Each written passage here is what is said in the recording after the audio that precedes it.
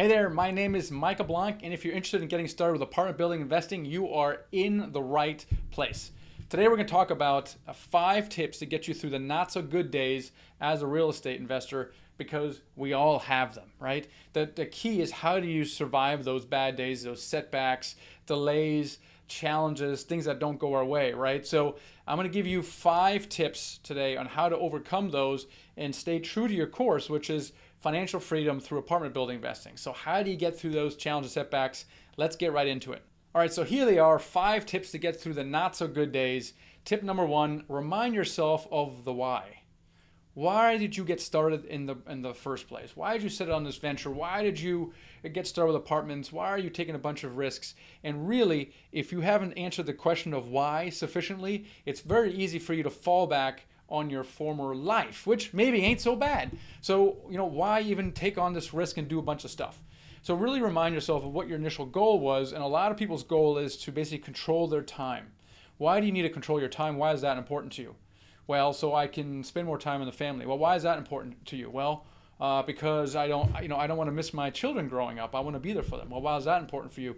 And keep asking the question, why is that important to you? And really peel back the onion on this why, because if your why is, I want to make $10,000 per month, that's not good, especially if you're making $10,000 a month in your current job right now. You have a few setbacks or a little delays.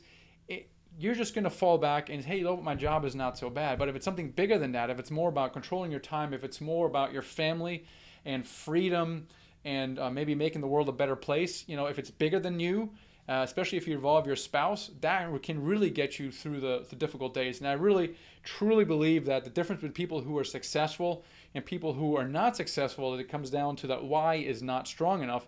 And it really comes down to a decision point. In fact, I have this quote here. I don't know if you guys can see that. It's a Tony Robbins quote. It's your moments of decision that your destiny is shaped. I love this quote because it's so true, and it really comes down to the kind of, have you made a decision? Have you honestly made a decision to want to change your life? And that really comes down to that why. So it's vital that you have a good answer to the why question. And so you will have to remind yourself on the day where you're not feeling so hot about why you got started.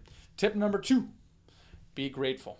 Okay, so no matter how bad your day is, you will always have something to be grateful for. Even if the crap hit the fan today, I find that being grateful lifts your spirits, changes your attitude, and the entire progression of your day.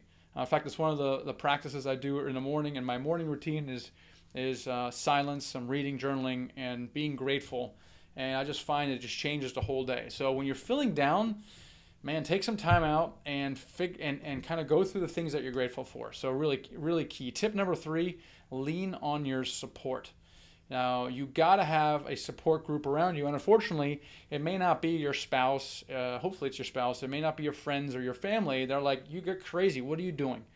You need to build a support group around you. And this is why going to investor meetings is important, going to meetups, starting a meetup, having a mentor or even a paid coach around you is really, really key. You have to have that. It's like whether you pay for someone or you don't, it doesn't really matter. You don't have to pay for it. It's sometimes difficult to get someone who's unpaid to commit to you being a mentor or a coach. But you need this, okay, if you want to be successful. I mean, here's an example. I mean, if you have a major setback, we had a case, and luckily he did have a mentor, but got really deep into a deal, got under contract, which is not easy to do sometimes, and spent a lot of time on it, spent some money on it, and then after 14 days of doing due diligence, discovered things that weren't good about the deal and had to terminate the contract. And that was the hardest thing for this person to do, and he was devastated, just absolutely devastated. And he was going to quit the business. He was going to flip houses or go back and do whatever he was doing. And because he had a coach who was working with us at the time, we were able to talk him out of that and give him some perspective. The thing is, someone who's done this stuff will give you perspective when something happens, and the perspective really is, it happens. In fact, it happened to us last month. And it's just a normal course of doing business, but you got to remember that now you have all this new experience you didn't have before. A mentor can really help in those setbacks. A mentor really helps you prevent major mistakes. I just talked with someone yesterday who lost $23,000 in a deal that didn't close. He had paid for travel, for attorneys, for a PPM, the property inspection. And I was like, John, what happened? And he described it. And I'm like, oh my gosh, had you been working with us as a student, you might have lost some amount of money because maybe you had to travel there, or you had to pay an attorney to review the contract. So you might have been out $1,400, but you would not have been out $23,000. And that's the kind of mistake that will end your career and your dream of financial freedom. So there's a lot to be said for having a mentor, paid or otherwise, but definitely a support group and or a paid mentor. You have to have that around you. So tip number 4, choose to stay positive. And I say choose because it is a choice. Sometimes you can't control the circumstances around you. Sometimes things just happen. But what you can control is the reaction to something that happens. You know, something when my 10-year-old throws a fit. Where is he? Here's my 10-year-old. When he throws a fit, you know, I said, Sebastian, you have 2 options.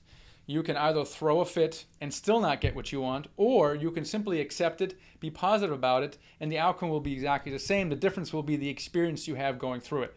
So really choose. So being positive is a choice. You can choose to be down, discouraged, frustrated, or angry, or you can say, hey, it is what it is. I'm going to move forward. So tip number 4 is stay positive. And tip number 5 is continue to take action. All right. So when Kay went through this deal and it almost it wiped him out emotionally, you know, the best solution to being paralyzed in fear or discouragement is to continue taking action, even if it's in very, very small days, because taking action will get you out of the rut that you're in, even if it's really, really small. So there you go. There you have it. 5 tips for getting through the not so good days. Tip number 1, remind yourself of your why. Number 2, be grateful. Number 3, lean on your support. Number 4, choose to stay positive. And number 5, continue to take action. All right, that's it. Those are the 5 tips to getting through a not so good day. Hope you liked it. If you liked it, leave a comment below. Say, hey, Michael, loved it. Thanks. Keep them coming. Because if I don't hear from you, maybe I'll just stop doing these things. So let me know, hear from you. Maybe share with everyone what you're stuck on. Let me know if you have any questions, and I'll answer those as well. Make sure, though, as the next thing is that you download my free ebook. So click that button right there. It's the secret to raising money to buy your first apartment building deal. Key first step. So click that button. That'll take you to downloading that ebook, and then read that thing from cover to cover. It's a 25-page read, so it's a little longer, but it's going to give you insight into the process of raising money. Key skill to have. Also, make sure you click this button to subscribe to my channel, the YouTube channel, because that way you get notified every time I put out a new video, which is going to happen on a more regular basis. So click the subscribe button right now. And finally, a next good video to watch is this one here. So click this button here, and that'll then take you to the next video, okay? Appreciate you guys. Take care till next time.